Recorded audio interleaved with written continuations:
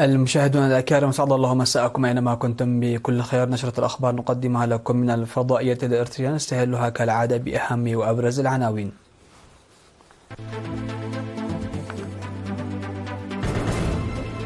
البلاد تحتفل بيوم المرأة العالمي في العاصمة أسمرة. إقليم جنوب البحر الأحمر يحيي 8 مارس في حاضرة الإقليم مدينة عصب. دعوة لرفع الوعي فيما يتعلق باستخدام مواد التجميل الكيميائية.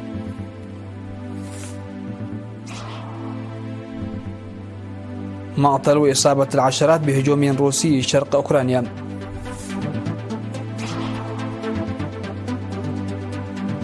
الصين تعلن فرض رسوم جمركية على منتجات غذائية من كندا. والرئيس الكوري الجنوبي المقال يخرج من السجن بأمر قضائي. أهلا بكم إلى تفاصيل النشرة.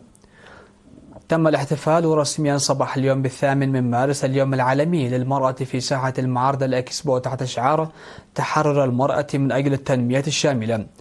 وأوضح في الحفل الذي حضره كبار مسؤولي الحكومة والجبهة الشعبية للديمقراطية والعدالة بكلمة الاتحاد الوطني للمرأة الإريترية أن 8 من مارس لهذا العام يتميز كونه يحيى في مرحلة تدخل فيها البلاد بعهد جديد وواعد بالتنمية الوطنية الشاملة بعد التفوق والانتصار على التحديات والضغوطات العالمية الممنهجة المترابطة بالأوضاع الإقليمية والدولية ضد إريتريا. كما أوضح أن المساواة في فرص العلم ومشاركة المرأة في جميع المجالات يبرهن مستقبل إريتريا الواعد، وأن التقدم الملحوظ الذي شهدته الأعوام الأخيرة في مكافحة العادات الضارة مثال يستهل الثناء لوعي المرأة الإريترية ومشاركتها الفاعلة لتحقيق الاستفادة من حقوقها الأساسية. وقدمت في الحفل مواد ثقافية تبرز دور ومشاركة المرأة الإريترية بمختلف مراحل مسيرة النضال وضمان السيادة الوطنية إلى جانب تقديم هدايا للمقاتلات القدامى. وفي غضون ذلك قامت مساهمات من 13 مديرية مختلفة لمدينة أسمرة بالتبرع بالدم لبنك الدم الوطني يوم 5 و6 من مارس الجاري.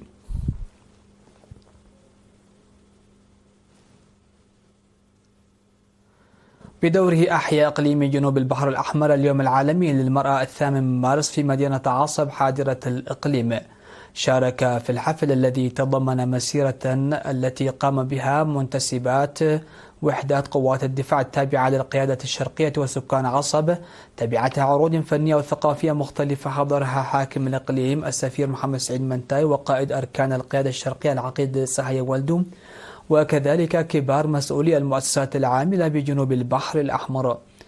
وقدمت مسؤولة الاتحاد الوطني للمرأة الإريترية بمديرية عصب السيدة روتا تكي كلمة الاتحاد في المناسبة.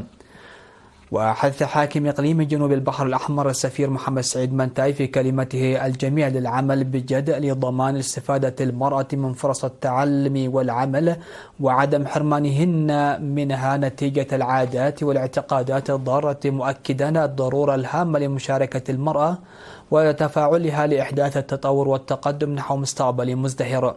وتم تكريم الطالبات الحائزات على درجات عالية في امتحانات الصف الثامن والفائزات في مسابقة المعلومات العامة التي أجريت بمناسبة 8 من مارس.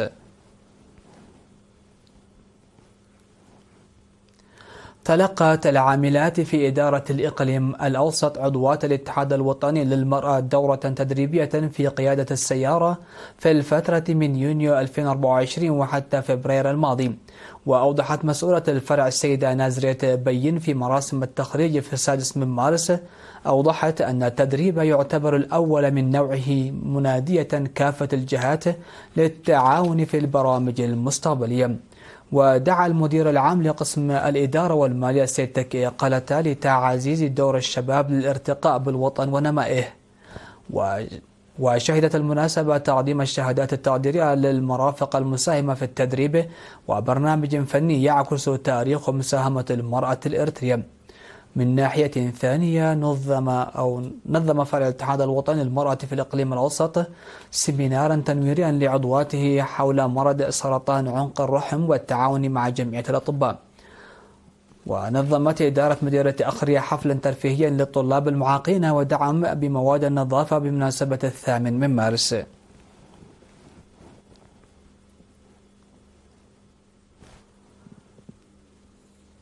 كرمت مديرية دباروا الطالبات المتفوقات ودعمت المرأة المحتاجة في الاحتفال الذي نظمته بمناسبة 8 مارس اليوم العالمي للمرأة. وتم تكريم 16 طالبة من مرحلة ثانوية حصلن على أكثر من 90 نقطة وتقديم مبالغ مالية ومواد عينية مستخرج من المرأة العاملة في القطاع العام ل 36 محتاج، بالإضافة إلى تقديم مبالغ مالية من المحسنين إلى 3 مناضلات معاقات. ودعت مسؤولة الاتحاد الوطني للمرأة في مديرية دباروا السيدة تحاسة درسوم إلى تعزيز دور المجتمع عامة لتحقيق تحرر المرأة من أجل التنمية. وقال المدير التنفيذي في إدارة مديرية دباروا السيد تخلى مريم جبريسوس إن إعانة المحتاج من القيم البارزة للشعب الإرتري، مناديا للدفع بالدعم المقدم للمرأة والمرأة الراعية.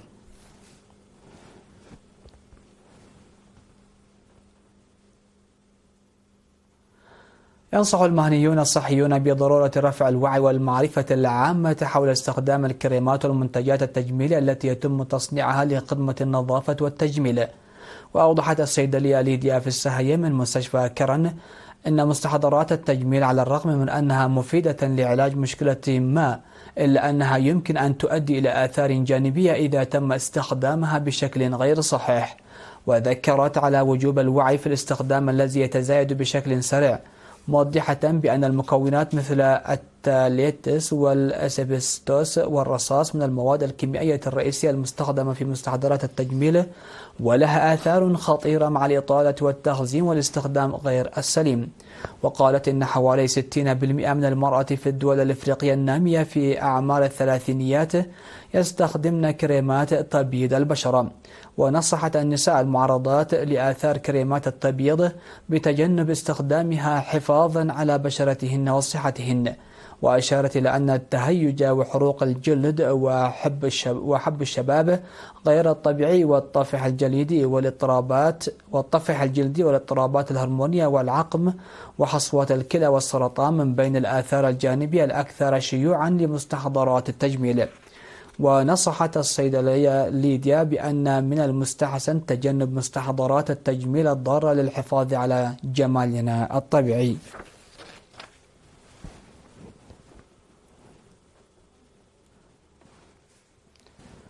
نظمت فعاليات هادفة لترسيخ مادة الرياضيات يوم أمس 7 مارس بمدرسة دنب السنبلة الابتدائية والمتوسطة والثانوية تحت شعار الرياضيات لغة الطبيعة.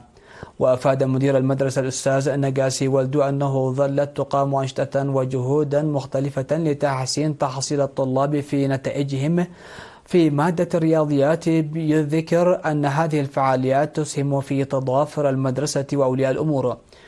وافتتح مسؤول فرع التعليم بالإقليم الأوسط الأستاذ بلاي هبت جابر معرض مادة الرياضيات، وتم تكريم الطلاب الحاصلين على درجات عالية في مادة الرياضيات من الصف الأول وحتى 11 في الفصل الأول من العام الدراسي الحالي 2025-2024.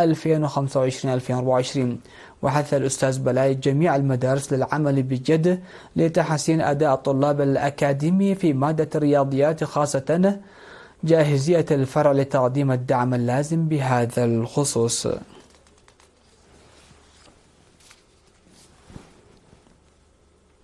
لقي شخص مصرعه في حادث مروري نجم عن سقوط سيارة من جسر مربي مديرية الدباروا يوم 7 مارس. وكانت الشاحنة من نوع سينوتراك التابع لشركة أسمر للتعدين متوجهة من حلحلة إلى إمبادرهوم، وتوفي في الحال راكب واحد ونقل السائق إلى مستشفى أروتا بإصابات بليغة. وذكر محقق الحوادث المرورية في مركز شرطة مديرية الدباروا السيد موسى ماريقوس أن التحقيق جاري في أسباب الحادث. وقد سقطت الشاحنة بالخروج من الطريق والسقوط من الجسر لأكثر من 30 مترا.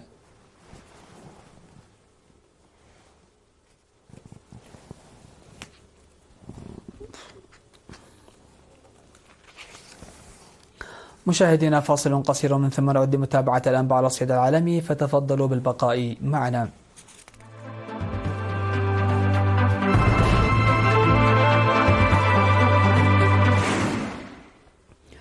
أهلا بكم. على الصعيد العالمي، ذكرت وزارة الداخلية الأوكرانية اليوم السبت إن ما لا يقل عن 12 شخصا قتلوا وأصيب 30 في هجوم روسي خلال الليل بصواريخ وطائرات مسيرة على مدينة دوبروفيليا شرق أوكرانيا. وذكرت الوزارة أن القوات الروسية هاجمت المدينة بصواريخ باليستية وعدة صواريخ وطائرات مسيرة، مما أسفر عن تضرر بنايات متعددة الطوابق والسيارات. من ناحيتها، أعلنت وزارة الدفاع الروسية أنها اعترضت 31 طائرة مسيرة أطلقتها أوكرانيا خلال الليل. وقال حاكم منطقة لينغراد شمال غرب روسيا اليوم السبت إن خزانا في مصفاة كيريبش، وهي واحدة من أكبر المصافي في روسيا، تضرر بسبب سقوط حطام خلال هجوم أوكراني بطائرات مسيرة.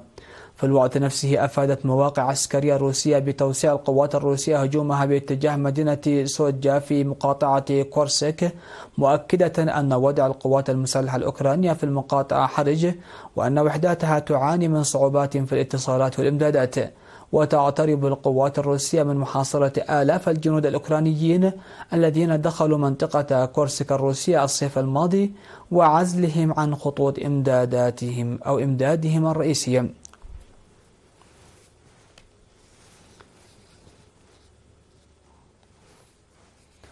أعلنت الصين اليوم السبت أنها ستفرض رسوما جمركية على واردات كندية من المنتجات الغذائية ردا على رسوم فرضتها أوتار على بكين العام الماضي. وأوضحت وزارة التجارة الصينية أنها ستفرض رسوما نسبتها 100% على الواردات الكندية من زيت السلجم، أي زيت بذور اللفت وكعك الزيت والبازلاء، و25% على المنتجات المائية ولحم الخنزير. وكانت كندا فرضت في أغسطس الماضي رسوما جمركية على واردات السيارات الكهربائية من الصين، تماشيا مع إجراءات أمريكية للحد من تدفق هذه المنتجات المدعومة من الدولة الصينية إلى أسواق أمريكا الشمالية. كما شملت الرسوم الكندية في حينه واردات الصلب والألمنيوم من الصين. وأكدت الوزارة أن التحقيق الذي أجرته بكين بشأن مكافحة التمييز خلص إلى أن الإجراءات التقييدية الكندية ضد بعض المنتجات الصينية عطلت النظام التجاري الطبيعي وأضرت بالحقوق والمصالح المشروعة للشركات الصينية. وكندا هي من أبرز الدول المنتجة لزيت السلجم النباتي، والذي تستخدم بعض أشكاله في الطهي وأخرى في الصناعة، والصين هي تقليديا من أكبر مستهلكي هذا الزيت في العالم.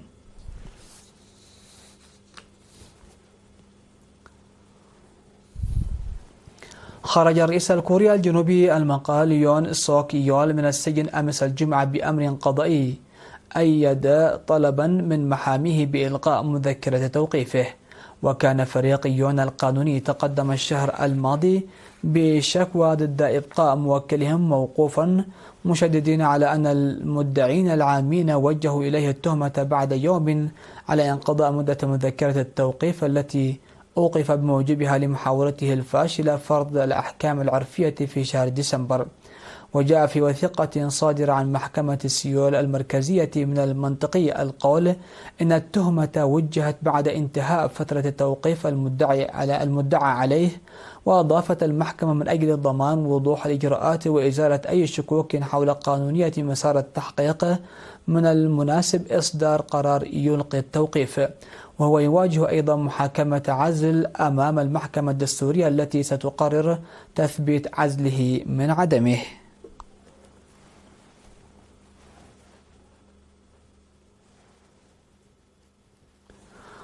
نختم هذه النشرة مشاهدينا في كل مكان بالتذكير بأهم وأبرز العناوين.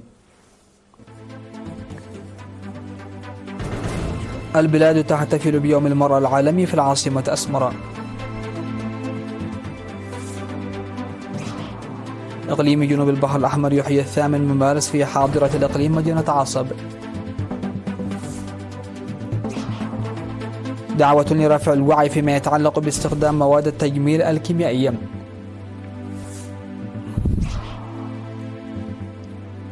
مقتل وإصابة العشرات بهجوم روسي شرق أوكرانيا. الصين تعلن فرض رسوم جمركية على منتجات غذائية من كندا.